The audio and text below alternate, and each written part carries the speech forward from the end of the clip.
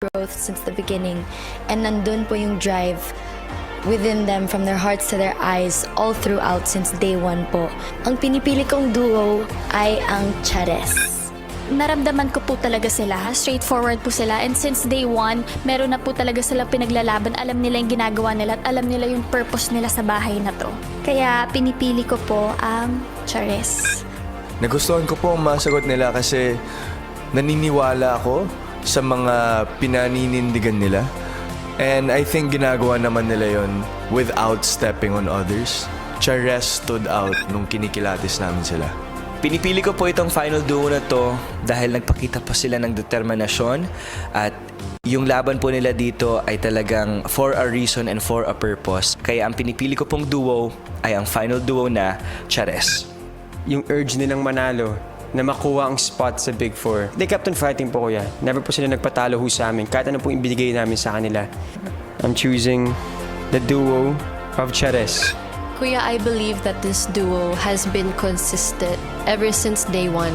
Nakita nila na sobrang hindi nagbabago ang kanilang drive to win, to be part of the Big Four. I choose Chares po. Napakalalim ng drive nila para papal sa Big Four. Ang pinipili ko pong duo ay Chares. Ito pong duo na to ay pinili ko, kuya, kasi tingin ko kailangan lang po nila ng someone na magtitiwala po sa kanila. Ang pinakanakitaan ko po ng change, improvement, and deserving po na mauna pong magkaroon ng Big Four spot, kuya, ay ang duo po ng Asver. Kaya ko po napili ang duong ito dahil alam ko po na marami po silang kayang ipatunayan sa bahay niyo po. Alam ko rin po na marami po silang ma-inspire na mga tao po kung sila po ang mananalo. Ang pinipili ko pong duo ay ang Chares. Nasa kanila po ang katangian ng isang big winner, kuya.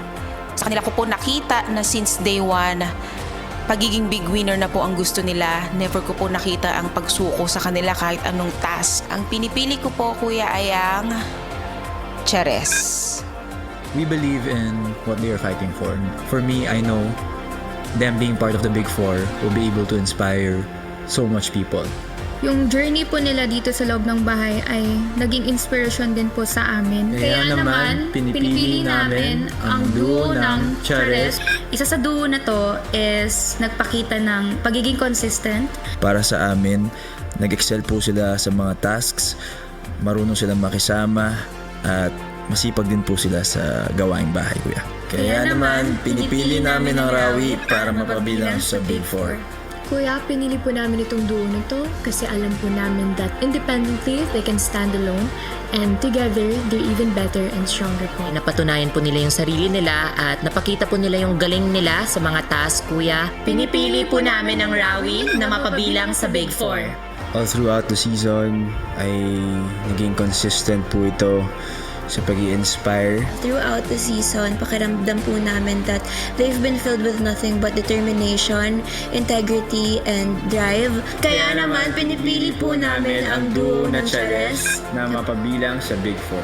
Makita po namin yung eagerness nila, yung willingness po nila para lumaban hanggang dulo.